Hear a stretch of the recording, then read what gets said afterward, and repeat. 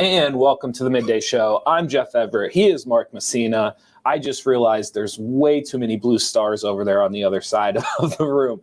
Before we get to Mark here in a second, we're going to talk about some Halloween stuff. We're going to dive into Christmas, but not the way you might think. We're going to talk about retail, what Christmas might look like. Is it too early? All of those kind of things that go around with it now that Halloween is officially over. A Shanghai Disneyland story that ties into COVID and kind of crowds and politics and where we're heading into the winter. And then you are befuddled by a Pete Davidson rumor. So we're going to dive into that as well. But before we get to all of that, Mark, how are you feeling today? Good. Okay. All right. Do you want to warn people what's on the precipice? No. Okay. All right. We'll leave it. That is the cliffhanger for tomorrow. Tomorrow's a big day. Tomorrow, election day. Is that what it is? It's election day. Tomorrow's get out and vote. Get out and vote. That's what everyone Go vote. wants What to is see. even on the ballot for tomorrow? It's a great question. There's I a can lot of look it up. school board stuff, I think. Yes. City councils. I can look it up. Is there anything bigger than there are states that have like their gubernatorial is odd. Like most of them fall on real election years. Pennsylvania's is on one. I don't know whether it's where it falls, but there are some that are on odd years. Yes. So there'll be like 3 governors in being elected in 2021 and 2023. There might be 7. Yep. Most of them are on the main stage. So if you go to NorthcentralPa.com, ever heard of them? No. Yes. So if you go to NorthcentralPa.com, They sound delightful. You should go there for all your local news. All of it? You know what? I think I will. Yes. They have a 2021 voter resource guide. So if you go to the website, type in voter resource guide, you can see on here. You can do, there's a thing called what my ballot might look like, how and where do I vote. So it has your locations, your times, everything else. And then it also has your election offices for each county. So whether you're Lycoming, whether you're the northern tier, whether you're down towards Route 80 or over in Cent, you can click on your actual county and you can actually see the people that are up for election. Well, look at that. Yeah. I know there's statewide.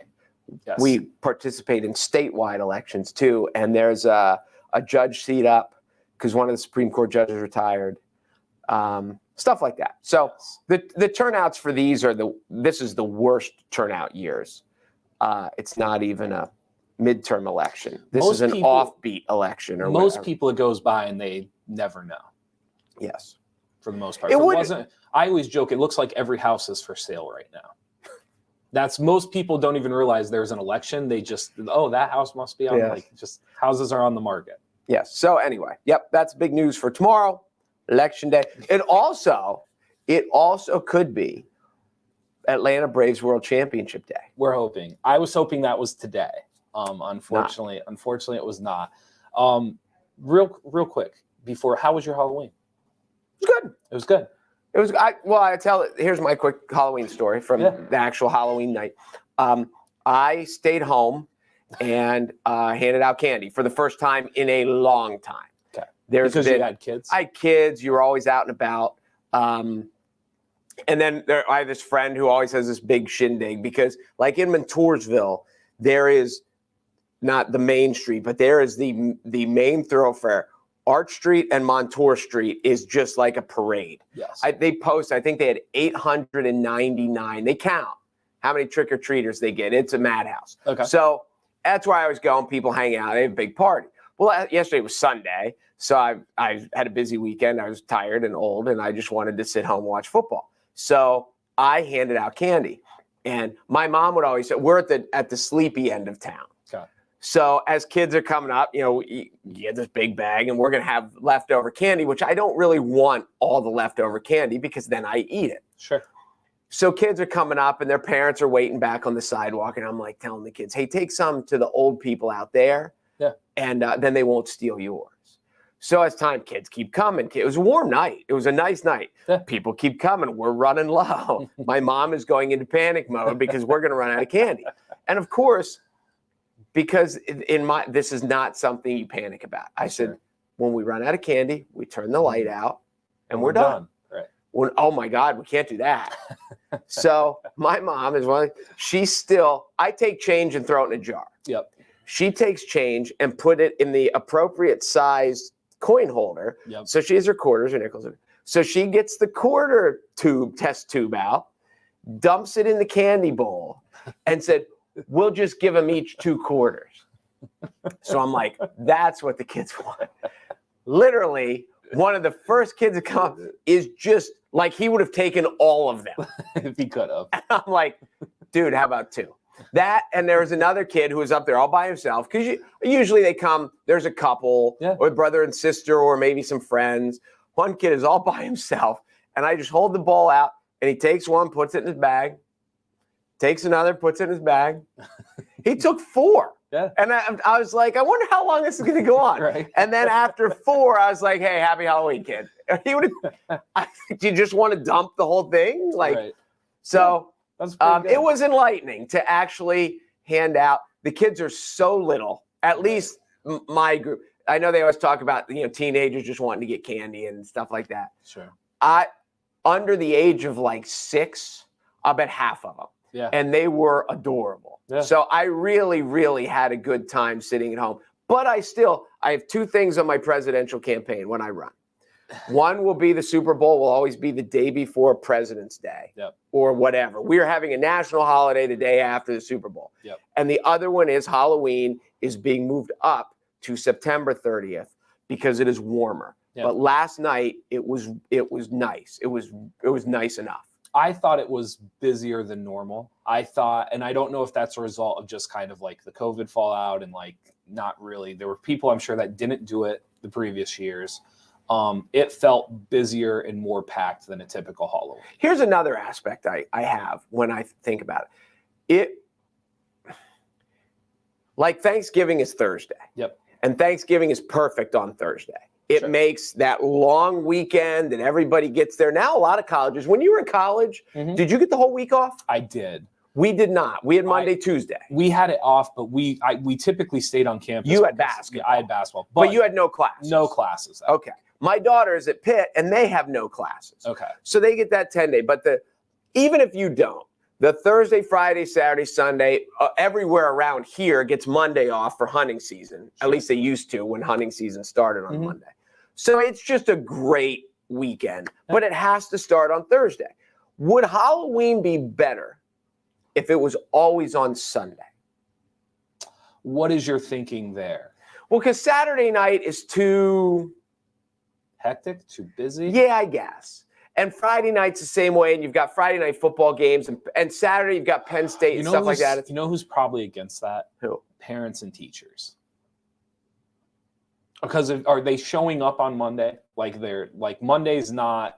Like well, it's over at 8. Monday off. I mean, it's over at 8 o'clock. I know, but just the candy and the fallout, and I would imagine if every Halloween was Sunday night, I would imagine as a teacher that Monday would be a disaster. But if Halloween is a Wednesday, isn't Thursday a disaster? Oh, I agree with that. Yes, I would agree. It would be interesting to ask teachers who've been doing it like 15, 20 years. Time.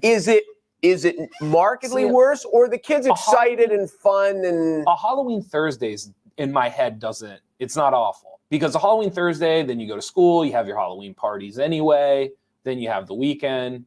Halloween Thursday, I like. Halloween Thursday might not be a bad idea. I don't love Halloween Sunday. That seems, from a parent perspective, I just I think it gives you kind of all weekend to prepare. You have no rush through, and especially with kids and activities and stuff, Saturday is just always busier than Sunday. Now, I know they had a youth football game Sunday because I drove by the school and I saw them on the field, but be that as it may, so I'm speculating too, because it was much busier than I thought it was. Yeah. So was it because of the COVID fallout and people are now, is it because it was warmer, or is it because it was on a Sunday? I don't know. Yeah. But anyway, be that as it may. This is the other part too. I think now we're at the point where everybody can buy what they want to be for Halloween. So I saw some awesome costumes, and they were like done up. They almost looked exactly like the character. But it was very clear, like they had bought the costume. A quick shout out for everybody who made their own costume. there's still something about the creative, like homemade, like we're throwing this together. So shout out to like, there were a lot of kids, especially in Loyalsock, that kept showing up with like, you could tell like they had their homemade, like you could tell there were some kids that like made their costume.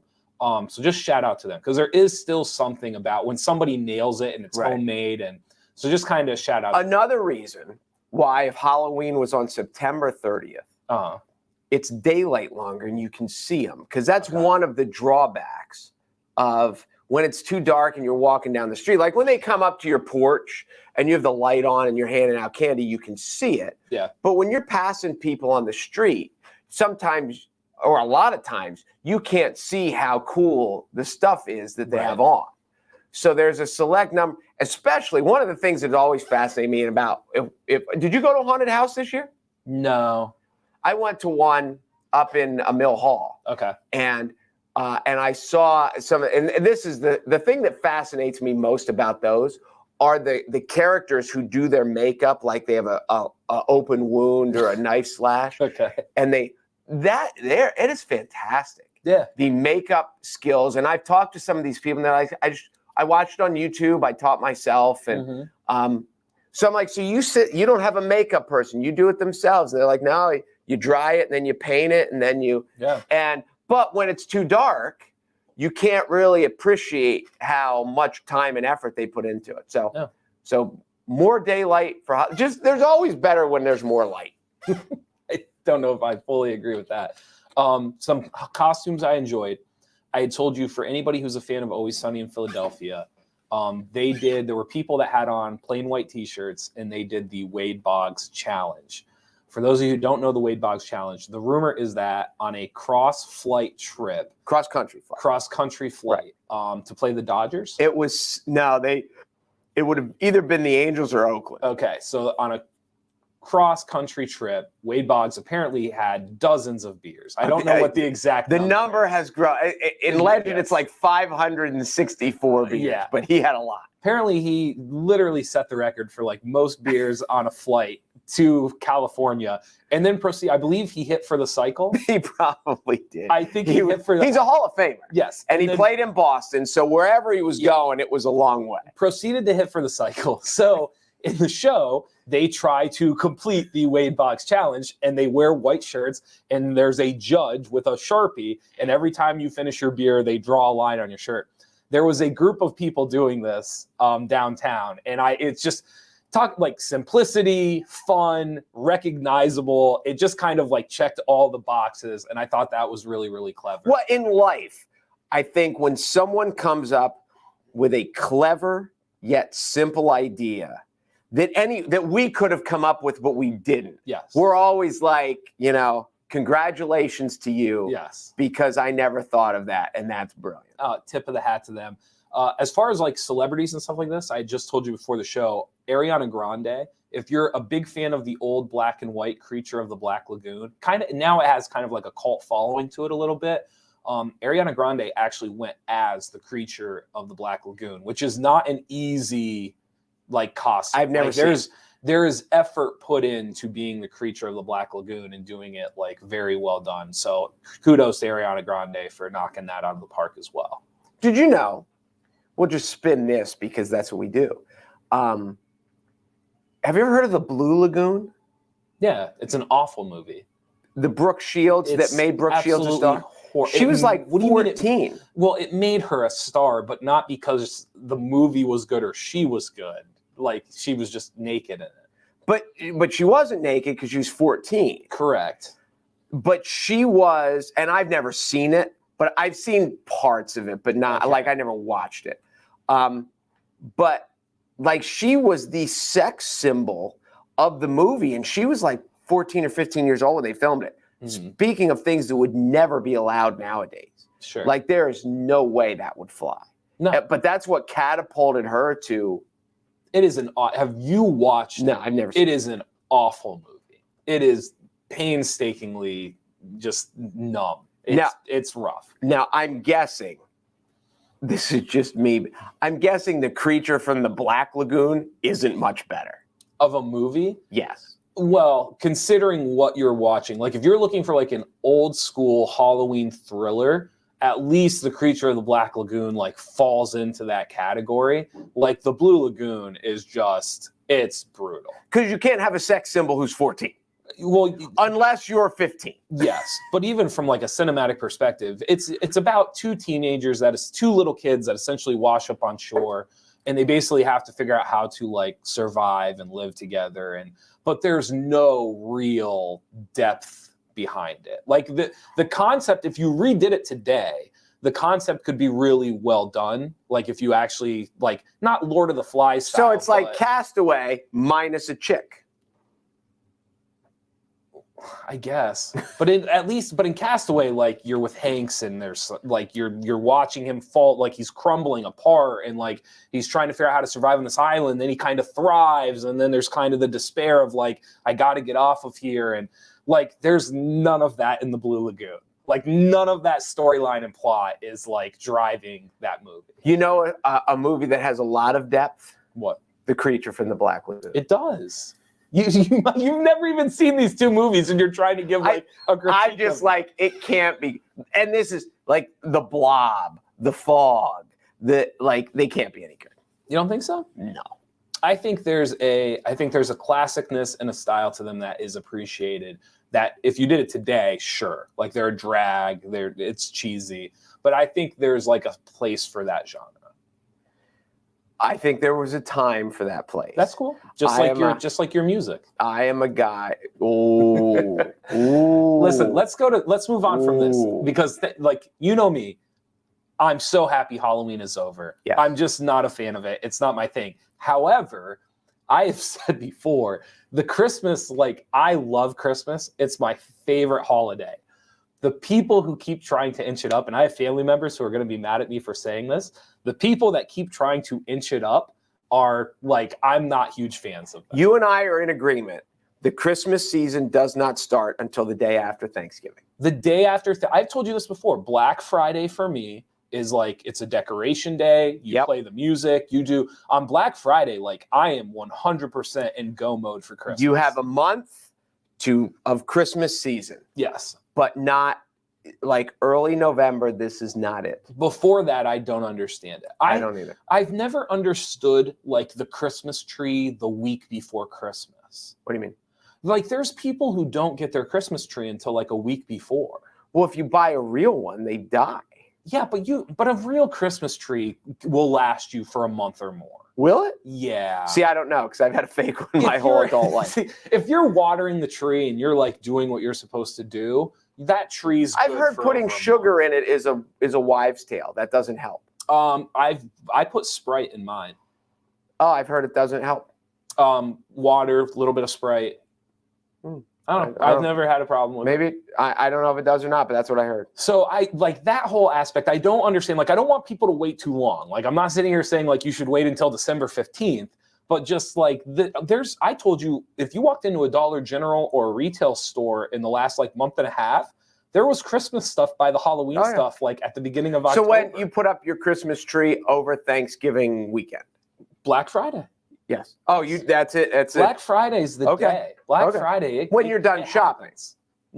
No shopping on Black Friday. I'll tell you this. You know what? Because this is what always happens to me on Black Fridays when you realize what Christmas things you're missing. Whether it's lights aren't working or you don't have the hooks to hang them on the spout or whatever, or you can't find them. And whenever that time, if I have to run to Walmart and people oh my God, I would never go to Walmart on Black Friday. They have every register open. So it is busier. The parking lot's busier, but your actual time in the store is no more than it is on any other time. Can I give a hot take on like Christmas decorating? Sure. And maybe it's not that much of a take. I have never spent like a lot of money on Christmas decorating. Like between the Dollar Generals and the Dollar Tree and like everything else, like you can decorate your house and not be very cheesy. Like it actually, like you can make it look pretty like, what's like almost like very Christmas vacation-y. Like it's not like super, it's not like paper machete. Like you can make it look pretty good. It's paper mache. There you go. Machete is a knife. You can make it look pretty good for like under $25, $30. Oh yeah. And so like for me, it's almost like I just kind of heave it after Christmas. I have new decorations almost every year. Like we go to the Dollar General, we buy $25, $30 worth of stuff, come home, decorate it up. And then like at the end of the stuff, like unless we really love it, kind of gets trashed. The time when you start having your kids making Christmas ornaments then in you school gotta save it. and stuff matters and the kids like seeing the same stuff year after year. Yeah. That's it. But we go through and it's funny because my mom will have boxes of ornaments.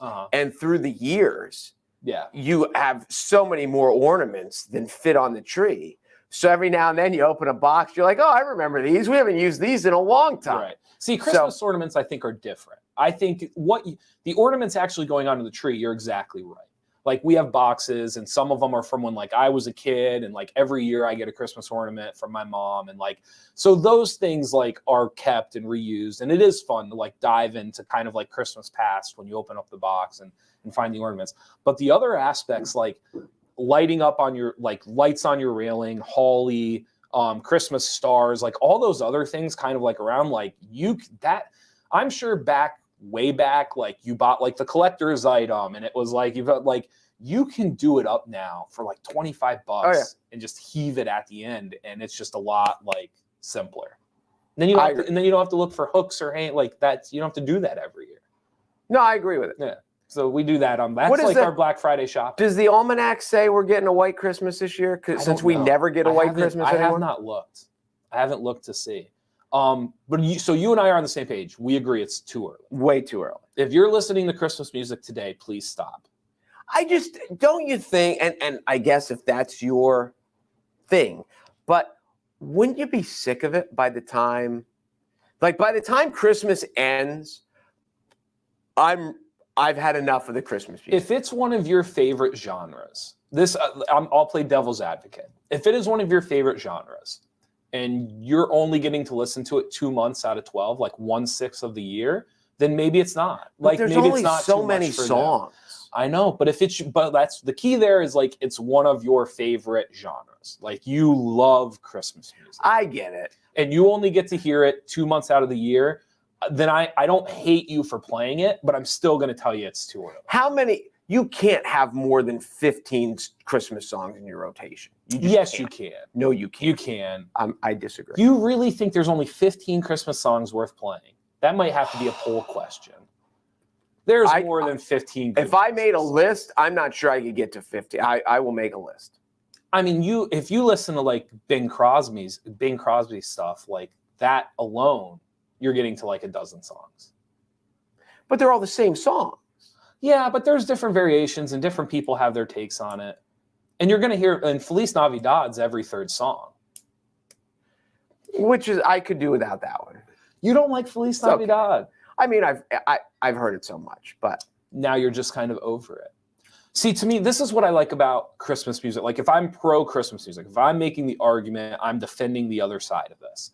There's a smooth and a jazz and like a crooner style Christmas that I am all in on once it's Black Friday.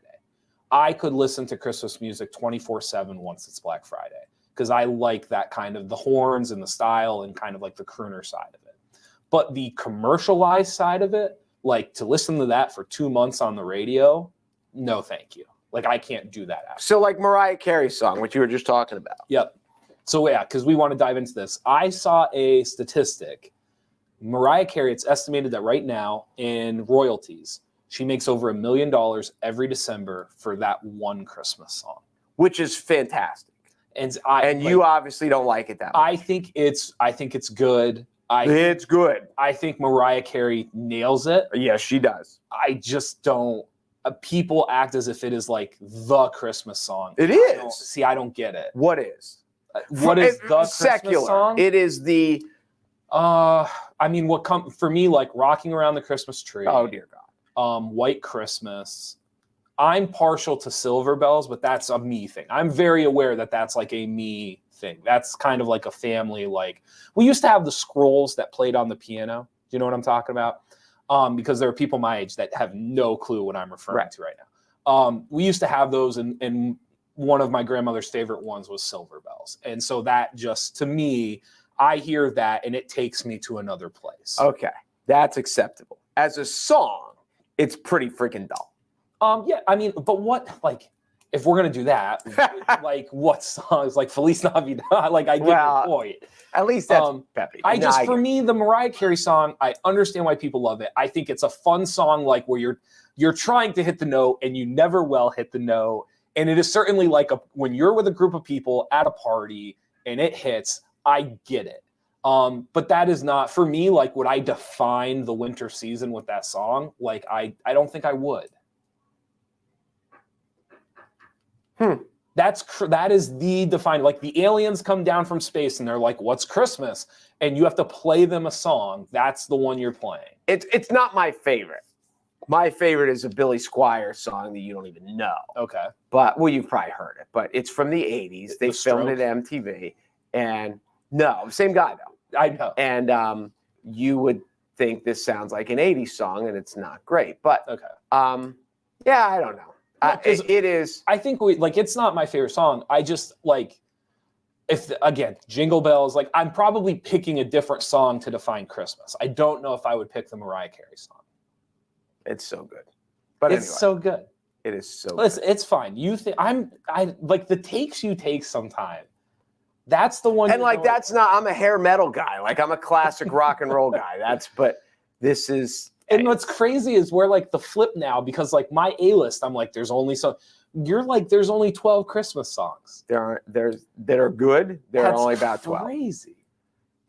If you're talking outside of now this is my other, in church, in the hymnal. Okay. There's 11 months. There's one really good Easter song. There are about 5 or 6 good hymns. Okay. Of the other 11 months. Okay. There are a dozen really, really good Christmas hymns. Mm-hmm. Great, and the rest of the hymnal you can. So you just said it there. Like, there's 12 hymnals.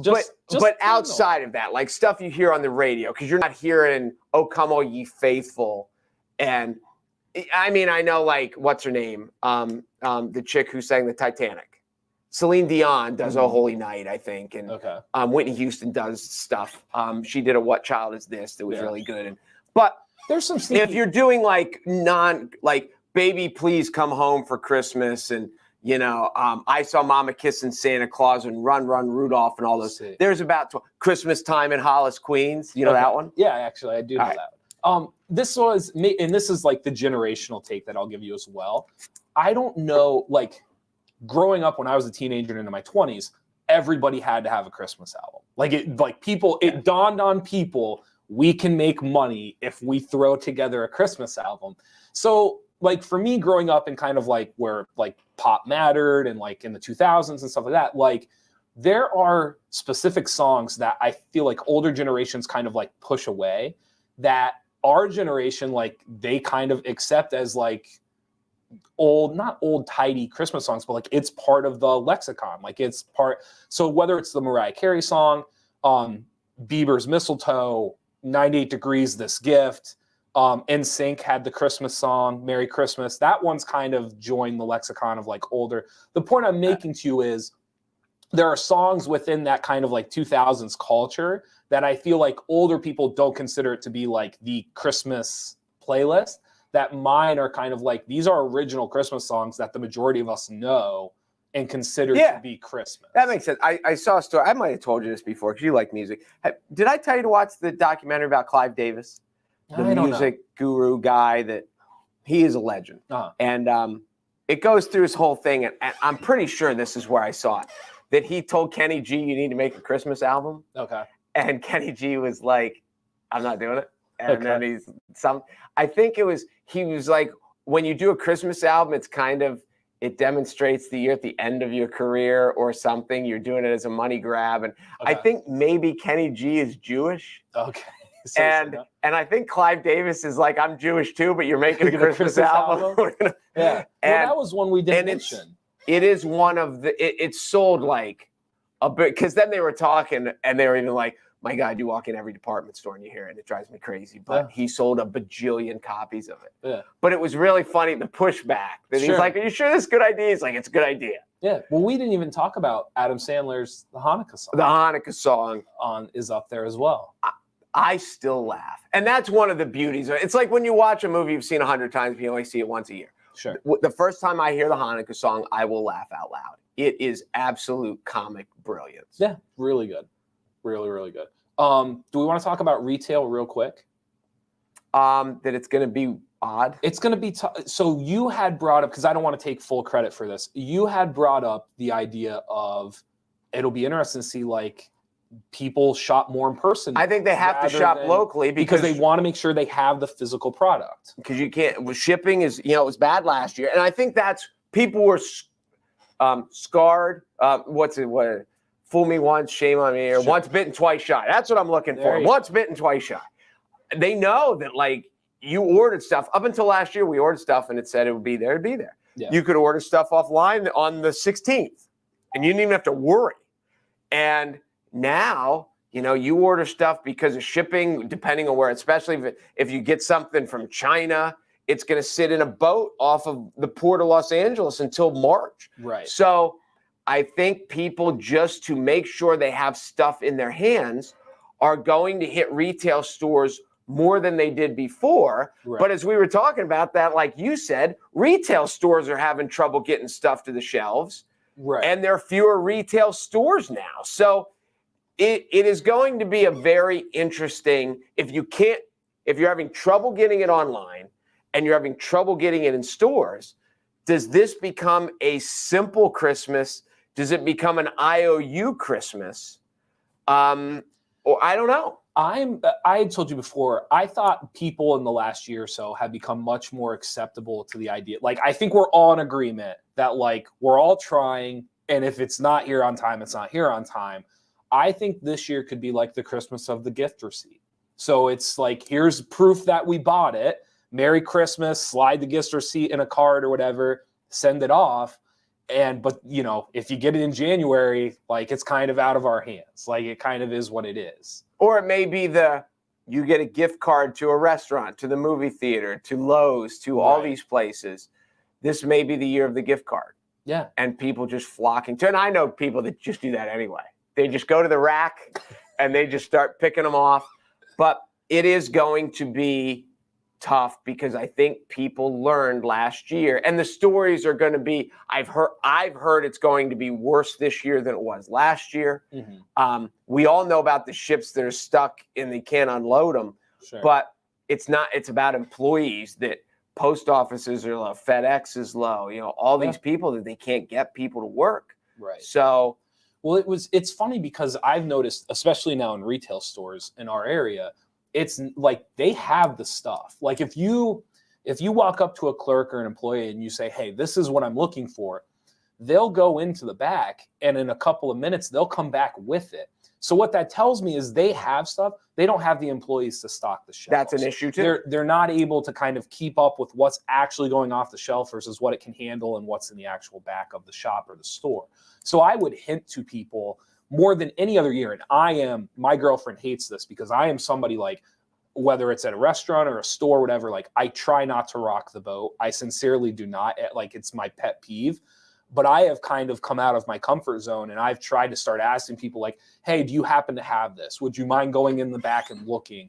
So I would hint to people, like if you know what you're looking for, do not hesitate to ask people to go look in the back because they may not just have the manpower, the work power to get it into the front of the store. In time. See, and I've always been, I am a gift shopper all year to the point where, not that I'm going out of my way, but you're an opportunistic gift shopper. I've noticed that about you. If I see something that I was like, so then I have to remember where I put it, and I try to keep them in the same spots. But so I will open stuff up. I already have stuff purchased for people that I don't even remember I purchased it just because I saw it in June or I saw it whenever, and I was like, hey, I'm going to need stuff for, like, I had a really, really funny idea for my brother. And my brother's one of these people, and this sucks. His birthday's in December. Mm-hmm. I have my brother's birthday's my mom's birthday's Thanksgiving this year. It's the 25th. Okay. My brother's birthday is in December. I have a daughter whose birthday is on New Year's Eve,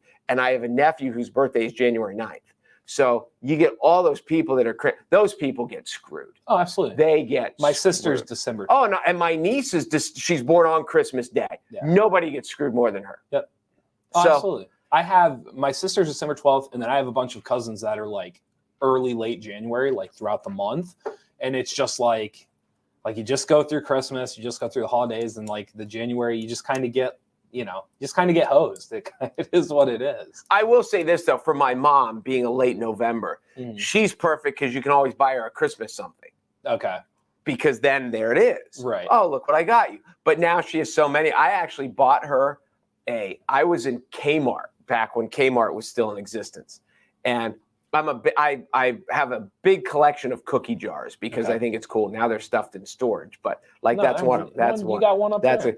That one's actually, this one, it's actually a gravy ladle thingy because there's a hole in it but anyway, it's a gravy bowl, but it acts like a cookie jar. But anyway, so I bought her it was the last one. It was like $8. Yep. And it was either a Santa Claus or a snowman because that's what they all are. Okay. And I took it home and she was so mad because she's like, don't you think we have enough decorations? I have so many decorations. I can't even get them all out. And I'm like, well, here, happy birthday anyway. Here's your present. But so that is the good part of that time of year, but it's hard. So I've learned to buy stuff all year round, and I have some good stuff. Yeah, I just got to find it. You are much, much better at that than me. Without it, I am not an opportunistic shopper. We can make a long list of those things. Of the things that you're better at I'm much, than me. much better at than Jeff. I believe it. Let's talk about a little bit about news. Let's go with visitors that were at Shanghai's Disneyland. There was just under 35,000 visitors that were locked in. Lockdown. After somebody tested positive for COVID-19. This is the take, and this is the question I want to pose to you, because you can find, if you want to see the video and you want to see the story, you can go online, multiple sources. Some of the videos kind of like, not eerie, but very surreal, because you have the fireworks being shot off behind this Disney castle and just hundreds of people in hazmat suits. Like, it's just almost, I don't know. The juxtaposition of the two just shows you how crazy the last 2 years it's almost a bad movie, like the Blue Lagoon. Yes, well, not that bad, but there was the question that I posed to you, and I said this. I was at the theater. I saw Young Frankenstein last week. Really enjoyed it. We can talk about that later. I have kind of gone about my day today, and I have made it almost as normal as possible. I am double vaccinated. I'm actually scheduled to get my booster later today. I've gone away from wearing a mask, for better or for worse. I have made my daily lifestyle significantly normalized compared to where we were 2 years ago. Like, I'm almost there to, like, my day-to-day is pretty simple, almost like it's 2019. However, you see something like this, and you see an entire theme park with 35,000 people shut down because of one case of COVID, and they roll in the hazmat suits, and every single person was tested before they left. It finally ended around midnight their time, when they got every single person out of that park tested and made sure that they were either positive or negative, and either sent them to the hospital or sent them home. And I see something like that, and I start to question myself, because I'm just kind of walking around trying to normalize my life. And it's not that I'm not taking COVID serious. Again, I am scheduled to get my booster today. But I see. Are you going to cry? I'm not. No. Okay. Shots don't bother me the way they bother you. I don't cry. I see that. I don't cry. And Sometimes I faint, but I don't cry. Yeah, sure. I see that video, and I start to ask myself, am I not taking it serious enough? It is shocking. Am I underreacting? Are they overreacting? It is shocking. Is there a middle ground? Is there a middle ground? I would think. It's shocking that could you imagine the chaos if an American theme park, if Disney World in Florida told 35,000 people you can't leave till you get vaccinated? Right. It would be, there would be riots.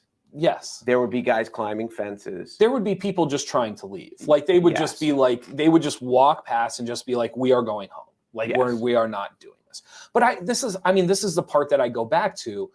This isn't a pro-riot statement, because you use the word riot, but like, isn't that kind of the whole point of America, is like, to have a riot? Not to have a riot, but to be able to go, like, when there's a positive case of COVID, to be able to leave the park and go home. One case of COVID. Yeah. that they shut down and made 35,000 people test positive. Like, what happened to the people who tested positive? Did they just take them out back and shoot them? The two stories that I read today, and the one with the Associated Press, it did not say what they did. I mean, they didn't do that, but obviously, I'm assuming Did they not? I'm assuming they quarantined them and took them where they needed to go. I mean, so what happens if your 11-year-old tests positive? Do they take the 11-year-old away from you? I don't know. What? I don't know. It seems to me to be in the world of overreaction. Okay. Because that's my initial gut, like when I'm seeing it, I'm just like, that is, but here's the other part of it too, like different societies, different cultures, you kind of hinted at this, they're much more willing to comply, for better or for worse, they're much more willing to comply to those standards that are set. So like if we're locking down a theme park, they're just kind of in line and they're waiting to get their test, and you pass or you don't, and you head home or you head to the hospital. I don't know. 35,000 is a lot. This is the other part too, and I did think of this. And could we have pulled it off? Oh God, no. I don't know this. I haven't looked up Disney's actual procedure, which is funny because I think I'm going to be there in 2 weeks. Wait, what? Yeah, I think I'm going to be at Epcot in 2 weeks. True story. I don't know. Would they have 35,000? Am I invited? No.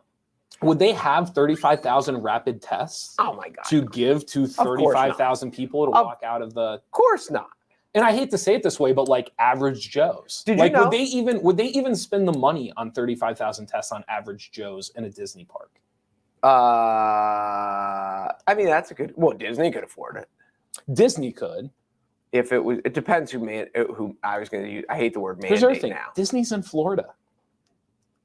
I think in Florida they would just I think the park stays open. Yeah, they would be like, whatever. They'd be like, here's a mask. They would have, the person would have to wear a special hat. Yeah. Dude with the green hat has COVID. Just watch yourself. Yeah. Did you know you're going at the best time of year? I know that I'm going at the best time of the year. Did you also know that it's Epcot's 50th anniversary as well? Of course I knew that. You did not know that. You're anti-Disney. Disney is overrated. You've said that. It is. But this is no joke, and we did this just by accident. The time we took our kids, we did it between sports seasons in the fall, and the least busy Disney is between Halloween and Thanksgiving, of all year round. Because then between Thanksgiving and all the way up to the New Year in January, but I've never been on a vacation where you have felt so rushed that you have to You have to see everything. You have to get your money's worth. You have to go. I think I told you this when we talked about it before. There's one day we were there in November, and the kids were running around by the pool, and our kids were young. Okay. And we're like, we paid all this money to go to the park, and there's that park and that park and that park and that park, and the kids just want to do cannonballs off the side of the pool. Okay. But they're having fun, and this is what they want to do, and they're not going to be able to swim outside back home till next June. Right. So the other part of this story, all people that they tested, visitors and staff after the positive case, tested negative. All 34,000. Now, that is according. Isn't that interesting? Now, that is according to a state-affiliated media company out of China. So again, not, hopefully they're, it's correct and they're factually sending the numbers. Can I clarify that? Go ahead. All the people that were tested that are still alive were negative, because the people that tested positive, they can't find these people anymore.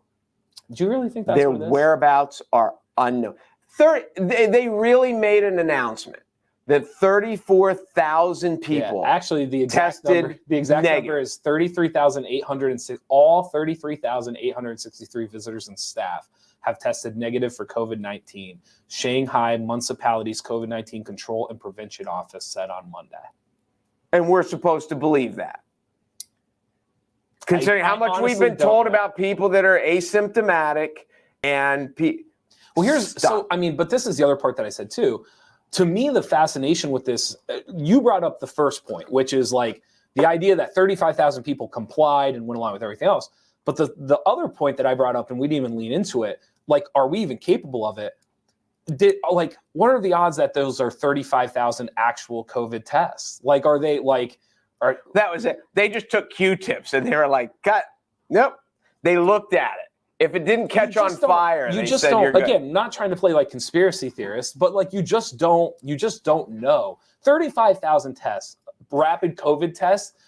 How many countries in the world could pull off 35,000 rapid COVID tests? And then on top apparently of it, China's not one of them. And then on top of it, how many of them would actually do it for the average citizens of their country? So now I'm thinking the whole thing's a facade, that they did something just to make it look good and they lied. It's like when they release election results and they're like, oh, everyone voted for this guy. Oh, no kidding. Because the people that didn't are dead. And, you know, like, interesting story. I don't think it's the end of the story. I do think that everything, I think that as the story comes out more and more, I don't know if this is the actual full story or the capacity of it.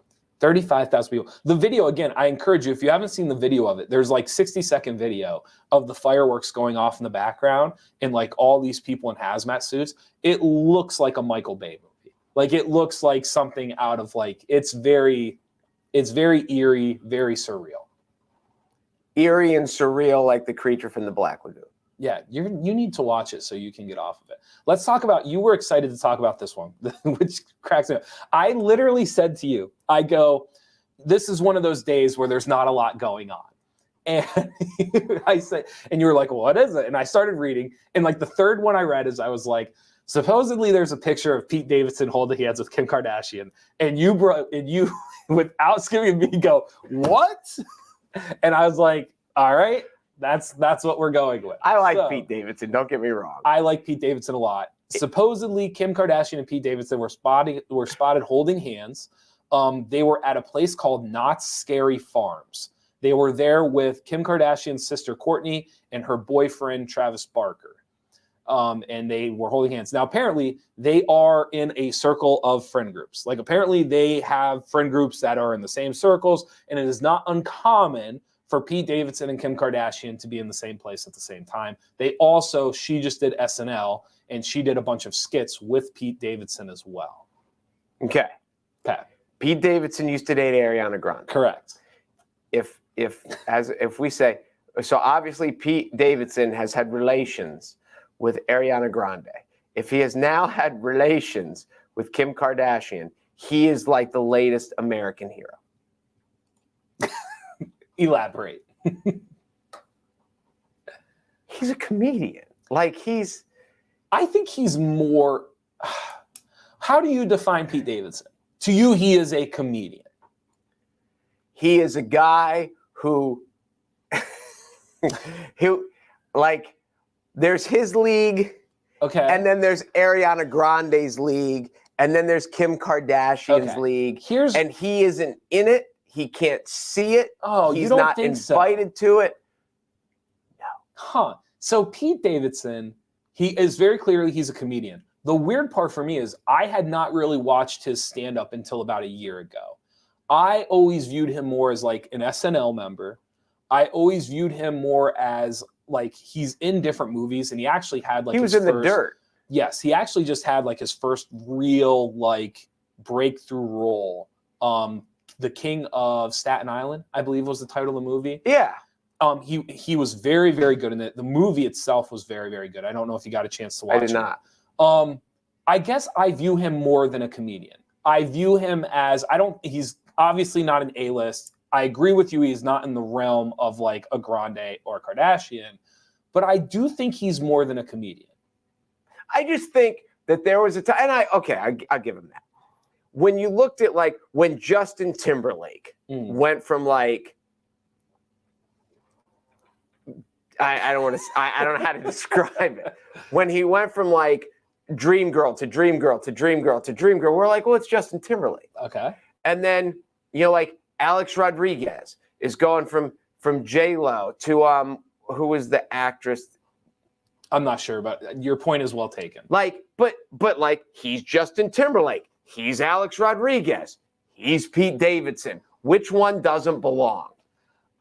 So it's funny you say that. Like Pete, and I love him. No, I think he's great. But I think that's what makes Pete Davidson unique is he's figured out a way. Think of the other. If I said to you, he has his own movie. He's one of the most famous members on SNL. He's a stand-up comedian. And on social media, like, Pete Davidson is kind of beloved on social media. If I said those 4 things to you, what are the names that come to your head? It's like Donald Glover. It's like they are people. So maybe the fascination with Pete Davidson is somehow he has been able to still be seen as, like, he's not the everyday man, but he's been able to stay kind of like in this space where, like, he's not viewed as this A-list celebrity. But when you start going through the resume, I don't know very many people who have his resume. But, like, and I get what you're saying. And I also get the people who are willing to be the butt of their jokes. Yes. Make so much money, whether it's Charles Barkley or Terry Bradshaw or all these people who are willing to be the punchline. But Pete Davidson, for years, came off as the guy who was still living in his mother's basement. Correct. And maybe because he's played that. But there have been other SNL guys, like when you were rattling off, like the comedian from SNL who had their own movie, who were big. And I'm thinking John Belushi. I'm thinking Chris Farley. Yes. And you know who never landed Ariana Grande and Kim Kardashian? Chris Farley. Okay. But I think there's different connotations with Farley and Belushi than there is with Pete Davidson. This is the other part. And again, like, I'm a fan of Pete Davidson.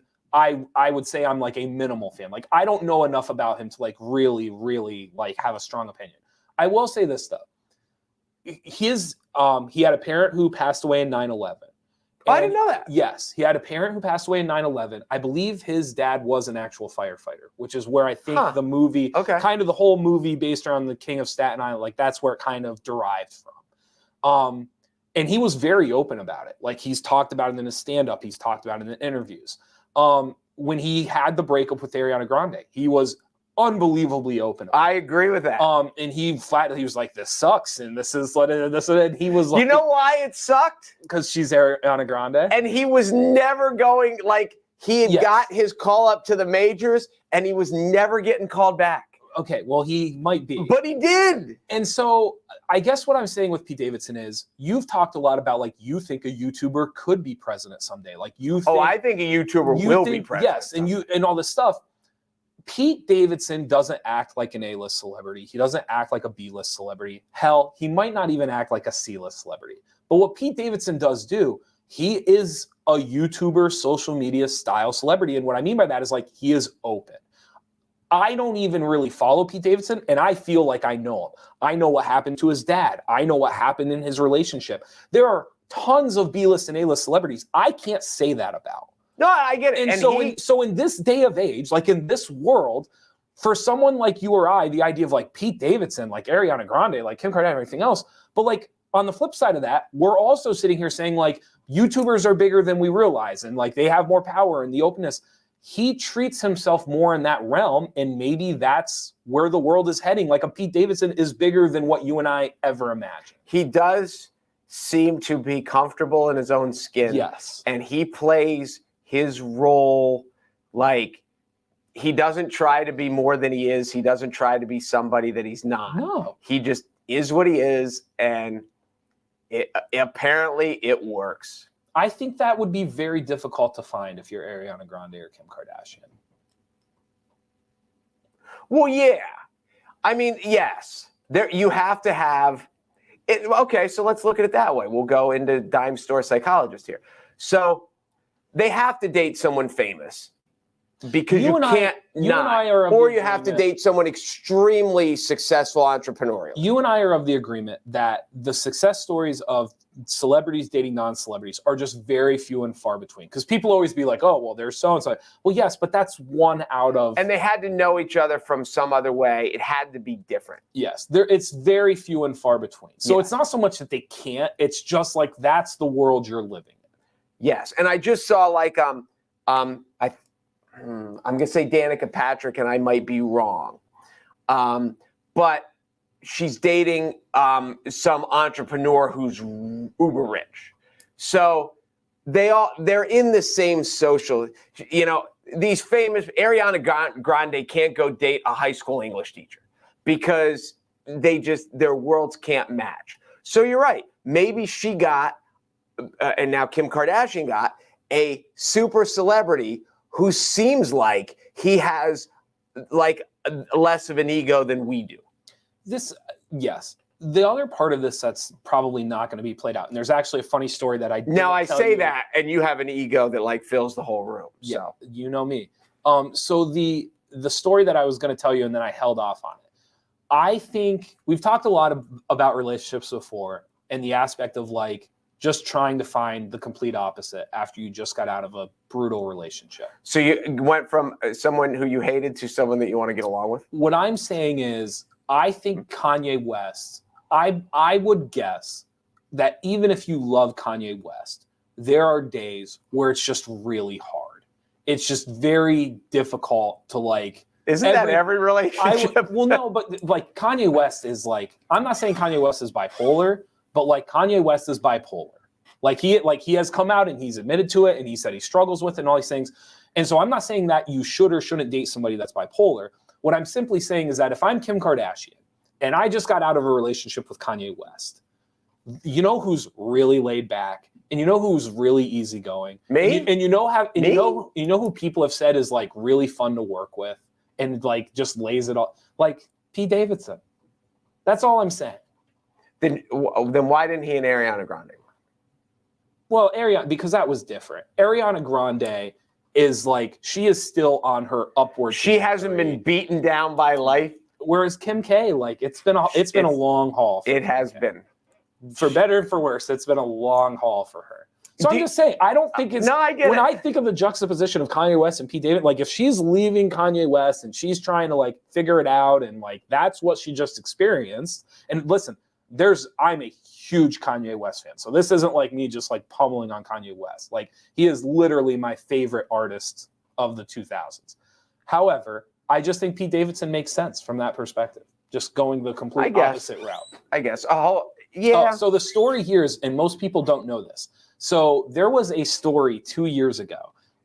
Literally, I want to say it was October of like 2019. Pete Davidson, actually, while they were at a meal, Kanye West showed up with like Kid Cudi and some other people in like, not his entourage, but his inner circle. And they left, and Pete Davidson got stuck with the bill. They didn't really like ditch the meal. They just happened to leave. They got up from the table and like they left, and Pete Davidson got stuck. And at the time, he was dating Kim Kardashian. So people are saying like the irony. Wait. Who was dating Kim Kardashian? Kanye West. They were married. Sure. They were together. Pick the word you want. Ah, okay. You're like speaking. You're so like my girlfriend. You like pick the one word. Well, you just like, said he. Wait. You dropped in a pronoun, and I didn't know who the he was. The point of the story is that he got stuck paying for this meal for Kanye West, and now he's holding hands with Kim. There's pictures of him holding hands with Kim Kardashian. So people are saying like, so it's like a dowry. This is the long play for Pete Davidson. This is the karma. Kanye West. Well, obviously that's probably very far from true, but people are saying like Pete Davidson with the long play. Yeah, I guess. I'm sure Kanye's not struggling. No, he's not struggling at all. I'm sure he's moved on rather successfully. One of the interesting, and this is just stupid and none of us can ever relate to this, but I just read a quick blurb yesterday about Tom Brady, and he was on a podcast with someone, and he talked about his playing career and kind of ending that he knows he has to stop playing at some point because his wife has pretty much put her career on hold to raise the kids while he kept playing football. And then they had to move. So because he was going to move to keep playing football. And there was someone, I saw a documentary on Pink with her husband. Now her husband doesn't race anymore. He was a motocross guy. But he was really famous, not as famous as her, but they were both famous. And now he is just like Mr. Mom. And she does her thing, and his job, his whole career is raising the kids, and they go on tour and they take the kids and they do all this stuff. So as we just talked 2 minutes ago about how famous people kind of always end up with famous people, unless it's like from a hometown or a high school, something like that. Yeah. But so often they end up, but then how many of them, one of them has to take a back seat and give up their career to raise the kids while the other one doesn't. I'm still stuck on the fact that you like word nagged me. You just told this story, You and like then you word said, nagged me, and but then that's you said, such like a mother no. girlfriend thing to do. And you he was nagged dating me. Kim Kardashian. You word and I was nagged like, me. who's he? Which one was dating them? There's a whole story behind that, and you knew the basis of it, and you stuck with the fact that like together, married, dating. The point is that they were. Well, that's what threw me off, because you said he was dating her. They were married for 10 years. Oh my gosh, you word nagged me. It's like if we walked out there and you said, she just left. And I was like, which she? There's multiple she's. So you're not going to admit that you word nagged me. I think for a guy who was an English teacher, you threw up a very confusing sentence that threw me off. Okay. You dropped a he when we were talking about multiple he's, and you said they were dating when it was like they're married. I would just like to say, for somebody who is very critical of the other gender, for you to first word nag me, I'm not critical. Then explain why you were correct for word nagging me is too classic to say. You said a sentence and I didn't know what the hell you meant. So just pick better words next time. Tastes Like Good said you guys should look up Pete Davidson Best Roast on YouTube. He's one of the best. On like the Comedy Central roast. Have you ever seen him do anything? I have not seen. He's pretty great on the roast. I've seen a couple roasts and I laugh till I cry. He's really, really good on the roast. Heather said Knott's Scary Farms is really Knott's Berry Farms, which is an amusement park in California. That's where they were seen holding hands. Was that just like spooky? So I guess this is like, we don't have to dive back into it, but scary theme park, good friends, holding, like, I don't know. How many times have you held hands with someone that you weren't dating? Oh, well, especially like if you're out, like if you're downtown on like a drunken night and you're just trying to get home safely, I've held hands with friends that were girls. And I'll give you that. I've held hands with like my friends' girlfriends because like they didn't make it through the night and we're just trying to get them like back. For safety purposes, I get it. More than you would think. I think Pete has landed the plane. Yeah. Samantha agrees with you on your Disney take. You can't get everything done or see everything. It's really not worth it, even if you get a hopper pass. It's just hard. It is a rush. It's the most tiring, stressful vacation you'll ever go on. It's fun. Don't get me wrong. One of the things that shocked me, I thought the food was great because I figured it'd be bad amusement park food, and you just like, what are you going to do? Disney. You have no choices. The food was good, but it's tiring and tiring. It is. It's rough. Anything before we head out? Show went by fast today. I'm sure maybe not for listeners, but for us, it went by very fast. I've had to go to the bathroom for like the last 45 minutes. So it's been a long 45 minutes. No, the Braves can't win tonight because they're off. Election day tomorrow. Welcome to Christmas music season. Oh and no, that's about it. Where do you vote now? Are you still registered up north? I am still registered. Okay. Yeah. And again, I'm not putting down voting like everybody. If you want your vote to count, go vote. It's very difficult. There are elections up there where your vote really matters. There are elections up there where it just doesn't. Right. And you kind of know. That's that way everywhere. So like last year, like I've registered Republican, like I went up, I voted for both parties, depending on what I was looking for and who I wanted. And last year, your vote kind of mattered depending on what you were checking. This year, right now, there's not a lot up there where your vote is really going to shift what happens. That's my third platform when I run for president. Yeah. You can't just vote the ticket. You have to go through and vote. If you go in every time, people will still. I get your sentiment. People will still do it, but your sentiment is correct. If you never ever vote for somebody from the other party just because you know that like this guy is a scoundrel and I'm voting for the opposite one. Like, if you never vote the other party, you're missing the boat. If somehow your opinion has always led you to the same party, that part doesn't bother me. I don't think it should be as simple as just like going down a line and voting for the same party. I do you should still have to read through it. And if it leads you to voting for the same party every time, great. Like, I have no issue with that. Because I know some people are kind of like, how could you always vote for the same party? Like there are some people that are so far that direction or that direction. I get it. I like those people are never going to vote. They're never going to vote center or for, and like, okay. But you can't tell me that there aren't people from each party that, and I know all the ads make everyone that runs sound like a criminal and they're the worst person alive. But there are some that you're like, this guy's shady as all get out. There have been tickets in the past, like a dead guy won in Wyoming or something. So don't get me wrong. There are certainly tickets where like, yes, you are correct. I have no doubt that there are people halfway through their voting life that I bet you reasonably have never voted for the other side, and it doesn't surprise me, nor am I against it. I get it. But there are certainly across this country, there are certainly tickets where people should have voted for the other side. The idea that a dead person won, to me, is still one of the craziest things. We don't talk about that enough in our election system, that a dead guy won. If you are trying, there should be enough. You should run across people that you just can't vote for. Even if you're not going into it like, well, I'm going to vote for this. There have to be people on your party that are like, this is what I'm registered. This is who I should be voting for. But I know this person is not the right candidate, and I'm going to vote the other side. No matter what, though. But see, I bet you there are districts and counties and states. Like, I bet you there are people that like, they're 20, 25, 30 years into this voting thing, and like they just haven't had that case come up. Now, you don't think so? Liars. You really don't think so? Yes, I really don't think I disagree. I think people are, I don't want to say lazy, but it's just not.